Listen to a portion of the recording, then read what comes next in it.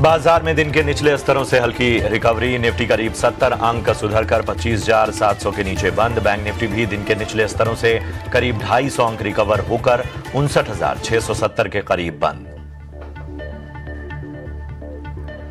Supply की चिंता से मेटल शेयरों में शानदार चमक। नई रिकॉर्ड ऊंचाई पर वेदांता और नैल्को का शेयर। हिंदुस्तान जिंक और हिंद कॉपर 4.5 से 5.5% चढ़े। सेल और टाटा स्टील करीब 3 से 4% ऊपर। पैक सिलिका अलायंस में भारत के शामिल होने की खबरों से ग्रेफाइट शेयरों में जोरदार तेजी। ग्रेफाइट इंडिया और HEG लिमिटेड करीब 2.5 से 5.5% ऊपर। चांदी में रिकॉर्ड रैली जारी। कॉमेक्स पर भाव $90 के पास। घरेलू बाजार में करीब 10,500 रुपए की बढ़त के साथ 2,86,000 के करीब कर रहा है कारोबार। एक साल में 208% का रिटर्न।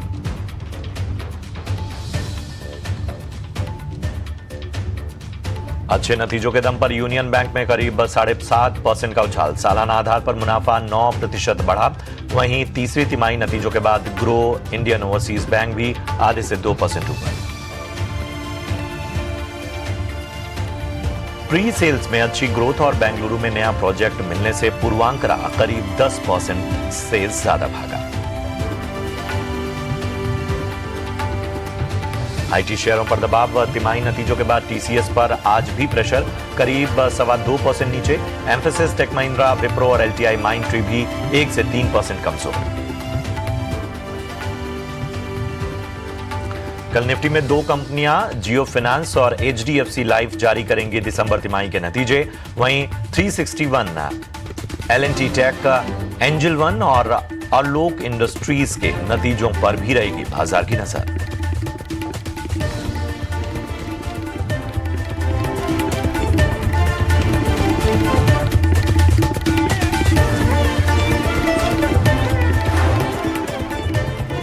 तो 66 अंकों से ज्यादा की गिरावट। 25,650 के आसपास क्लोजिंग हुई निफ्टी की। बैंक निफ्टी 59,600 के नीचे क्लोज होता हुआ नजर आया। अगर हम देखें खासतौर पे निफ्टी के गेनर्स को, तो आप देखिए Tata steel, NTPC, axis bank, Hindalco, ONGC, UltraTech जैसे जो स्टॉक हैं वो 2.25 से 3.5% तक का चलते हुए नजर आए, यानी कि उछाल देखा हमने। दबाव जो था वो हल्का फुल्का साफ तौर पर नजर आया और ये जो दबाव था वो Kotak Mahindra bank, Asian paints, TCS, इसके अलावा टाटा कंज्यूमर, मारुति सुजुकी जैसे स्टॉक्स पर रहा। एडवांस डिक्लाइन रेशियो में आज कांटे की टक्कर रही। 1428 शेयर हरे निशान में और 1484 शेयर आज लाल निशान में बंद होते हुए नजर आए। तो ये था पूरा ब्यौरा बाजार का जो हमने आपके सामने रखा। और अब चलते हैं सबसे पहले तेजस आपके पास टेक्निकल लेवल्स पे। अब शुक्रवार को आप बाजार को कहां देखते हैं? गुड आफ्टरनून प्रशांत जी और सभी दर्शकों और पैनलिस्ट को मेरा नमस्कार। निफ्टी की हम बात करें तो आज ऊपरी स्तरों से हमने थोड़ी सी सेलिंग देखी थी निफ्टी में, लेकिन निफ्टी जो है एक 100 दिन की जो मूविंग एवरेज है उसको रिस्पेक्ट कर रहा है और वहां पे सपोर्ट ले रहा है।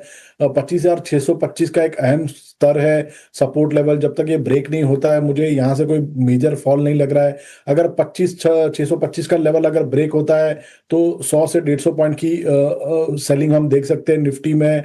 और ऊपर में देखेंगे तो 25,800 का इमीडिएट बेस पे हर्डल है और जो मेजर रेजिस्टेंस है वो 26,000 के करीबन है। तो अभी बाजार सपोर्ट पे है, तो जब तक ये सपोर्ट ब्रेक नहीं होता है मुझे कोई यहाँ से भारी गिरावट लग नहीं रही है निफ्टी में। बैंक निफ्टी की हम बात करें तो बैंक निफ्टी का स्ट्रक्चर रिलेटिवली स्ट्रॉन्गर है एज कंपेयर टू निफ्टी। भले हम निफ्टी में सेलिंग देख रहे हैं at higher levels, but bank Nifty एक चट्टान की तरह खड़ा है। 58,700 एक पोजिशनल सपोर्ट है। इमीडिएट बेस पे सपोर्ट है 59,200 का। जब तक ये दोनों लेवल इंटैक्ट है मुझे लग रहा है आने वाले दिनों में बैंक निफ्टी 60,000 से लेके 60,400 तक जाता है ऑन द हायर साइड। तो तेजस जी ने आपको लेवल्स बता दिए, उसका विशेष रूप से ध्यान रखिए। स्नेहा, रिजल्ट्स सीजन और इसके अलावा अब बजट मोड में भी कहीं ना कहीं मार्केट नजर आएगा। ऐसे में आप बताइए कि कौन कौन से ऐसे सेक्टर्स हैं जो आपको लगते हैं कि बेहतर नजर आ सकते हैं आने वाले वक्त में? Good afternoon Prashant ji. तो बेसिकली मार्केट में जो अभी इंटायर जैन मंथ में जो मूवमेंट देखेंगे वो लार्जली बजट रिलेटेड ही न्यूज़ से लेड रहेगी। एंड साथ ही साथ जो क्वार्टरली नंबर्स आएंगे कंपनीज के उनके नतीजों का भी हम रिएक्शन देखेंगे। तो लार्जली जो सेक्टर्स जो फ्लेवर में रहेंगे बजट पॉइंट ऑफ व्यू से, मैन्युफैक्चरिंग और केपेक्स रिलेटेड जो कंपनीज है, सो अगर काफ़ी हाई होप्स है कि गवर्नमेंट इस बार केपेक्स को काफ़ी पुश करेगी, जो कि 2 साल से काफ़ी लगाड़ रहे हैं। दो लास्ट ईयर थोड़ा सा मोमेंटम पिक हुआ था केपेक्स में, बट स्टिल कुछ बहुत ज़्यादा एक्शन उसमें देखने को नहीं मिला। तो इस बार काफ़ी हाई होप्स है कि अक्रॉस द सेक्टर्स केपेक्स में काफ़ी बड़ी अनाउंसमेंट आ सकती है। साथ ही साथ मैन्युफैक्चरिंग को काफ़ी पुश दिया जाएगा, क्योंकि जिस तरह से अनसर्टेनिटी लूम कर रही है with regards to India US trade deals को लेके, और जो जियोपॉलिटिकल इश्यूज जो इतने चल रहे हैं, तो इंडिया अपने पोजीशन को स्ट्रेंथन करने के लिए मेक इन इंडिया थीम को और स्ट्रेंथन करना चाहेगी। सो मैन्युफैक्चरिंग पे फोकस काफ़ी स्ट्रांग रहेगा। तो इन दो सेक्टर्स को रडार में रख सकते हैं। और साथ ही साथ में डिजिटल थीम पे भी काफ़ी गवर्नमेंट की रणनीति इस पे काफ़ी स्ट्रांग रहनी चाहिए। तो मेरी सुझाव है कि डिजिटल मैन्युफैक्चरिंग और केपेक्स रिलेटेड, जैसे कि डिफेंस, आपके कैप गुड्स रिलेटेड सेक्टर्स, उनको नज़र में रखते हुए आगे की रणनीति मार्केट में है ना प्लान आउट की जा सकती है। साथ ही साथ जो बड़े बड़े जो कंपनीज जिनके अभी रिजल्ट्स स्टार्टिंग में ग्रेजुअली अनाउंस होंगे, तो उन पे काफ़ी एक्शन एक्सपेक्ट किया जा सकता है। और जैसे जैसे ट्रेड डील्स की अगर उम्मीदें बढ़ती जाती है, तो थोड़े बहुत एक्सपोर्ट ओरिएंटेड सेक्टर्स वापस से रडार में आएंगे। बट उसके पहले आज जो यूएस ट्रम्प पे जो अनाउंसमेंट यूएस कोर्ट की जो पेंडिंग है हियरिंग, उस पे उसका जो नतीजे जो आएंगे वो एक short term point of view से माने नेक्स्ट फ्यू डेज पर्सपेक्टिव से एक बहुत इंपॉर्टेंट अहम रोल प्ले करेगा। चलिए, तो एक विस्तृत नजरिया किन सेक्टर्स को अपने रडार पर रखना है और क्यों रखना है वो भी आपको स्नेहा जी ने बता दिया। बढ़ते हैं आगे और अब आपके सवालों को अपनी चर्चा में शामिल करते हैं। पहला सवाल अनिरुद्ध तिवारी का अपनी चर्चा में शामिल करते हैं। हिंदुस्तान कॉपर पर राय जानना चाहते हैं। 562 की इनकी खरीदारी, और इतने इंटरेस्टिंग लेवल पे इन्होंने खरीदारी की है कि मेटल जो है वो सप्लाई साइड की चिंताओं के बीच एक अलग तरह की चमक दिखा रहे हैं, और हिंद कॉपर भी उसमें अच्छा चलता हुआ। तो तेजस, क्या राय होगी? 562 की बाइंग और मेटल में चमक का इस पूरे सेक्टर में बरकरार है, क्या करना चाहिए?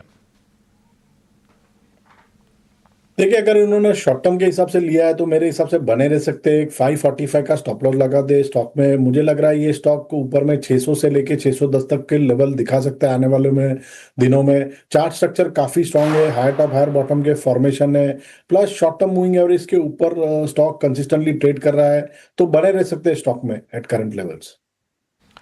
चलिए, तो शॉर्ट टर्म के लिहाज से बने रहने की आपको सलाह। 545 का स्टॉप लॉस यहां पर आपको मेंटेन करना है। नंदन राय, हमारे अगले दर्शक का सवाल। BHEL, Bharat heavy electronics limited, 303 के स्तर पे इन्होंने खरीदारी की हुई है। नुकसान इनको होता हुआ क्योंकि ऊपरी स्तरों की इनकी खरीदारी है। स्नेहा बताएं, BHEL कैसा लगता है? अभी तो खैर आप इस सेक्टर और तमाम पहलुओं पर बात भी कर रही थी, लेकिन इनकी बाइंग थोड़ी ऊपरी स्तरों की है।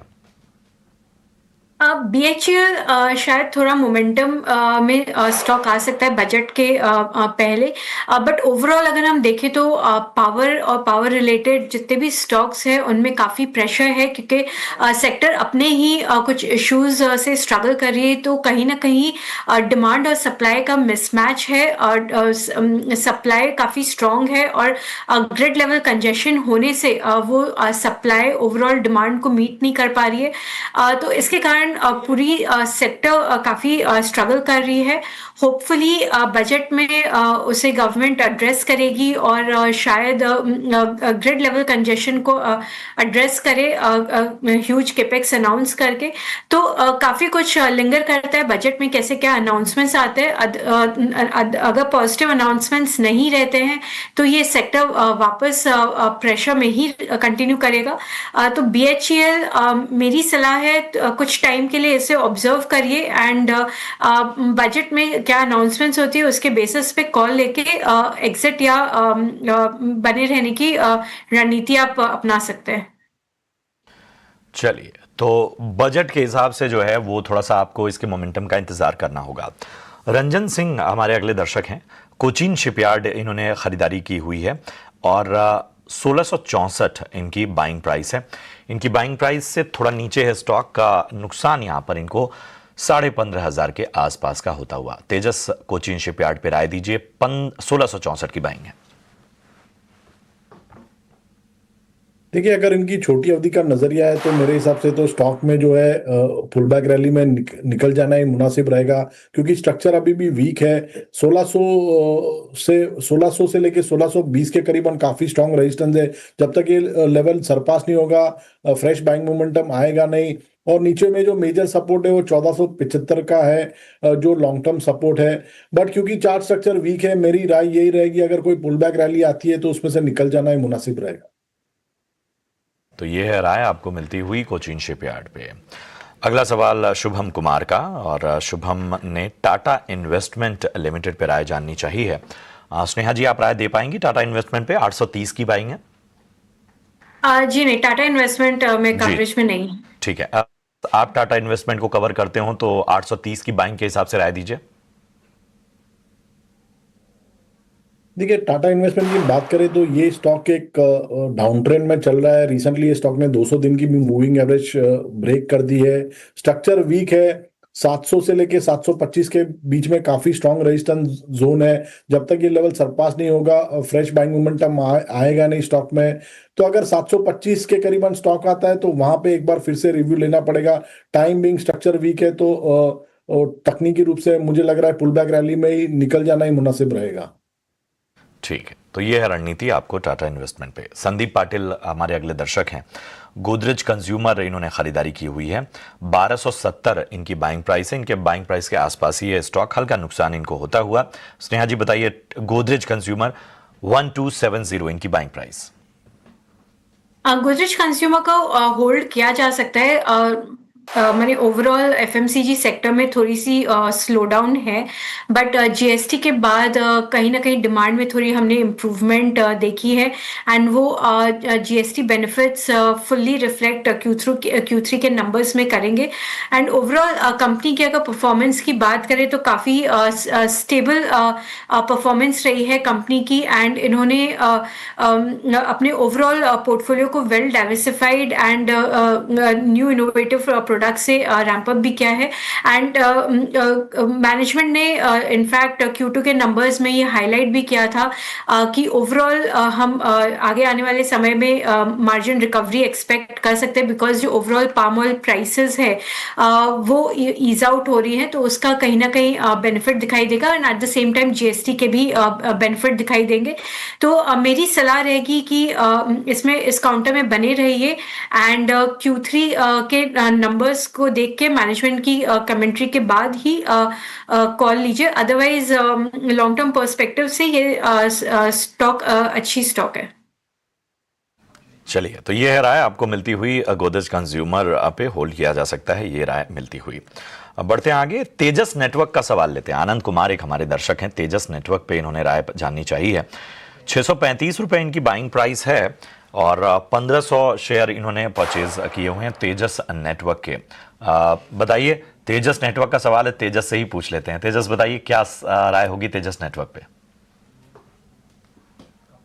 देखिए, तेजस नेटवर्क की हम बात करें तो स्टॉक एक डाउन ट्रेंड में चल रहा है। लोअर टॉप लोअर बॉटम के फॉर्मेशन है और जो है शॉर्ट टर्म मूविंग एवरेज के नीचे कंसिस्टेंटली ट्रेड कर रहा है। स्टॉक जो है ओवरसोल्ड टेरिटरी में चल रहा है, तो हल्की सी पुल बैक रैली आ सकती है, बट ओवरऑल स्ट्रक्चर वीक है। और मैं एक डिस्क्लेमर देना चाहूंगा, ये स्टॉक में मेरा निजी निवेश है, तो please consult your financial advisor before taking any position. चलिए, तो ये है राय आपको मिलती हुई तेजस नेटवर्क पे। बहरहाल इतने ही सवालों को हम शामिल कर पाएंगे। अपने सवाल यूट्यूब के कमेंट बॉक्स में बताइए और हम आपको राय देंगे अगले बार जब हम शुक्रवार को आपसे मिलेंगे। फिलहाल बढ़ेंगे आगे और लेकर आएंगे आपके लिए वीआईपी शेयर्स।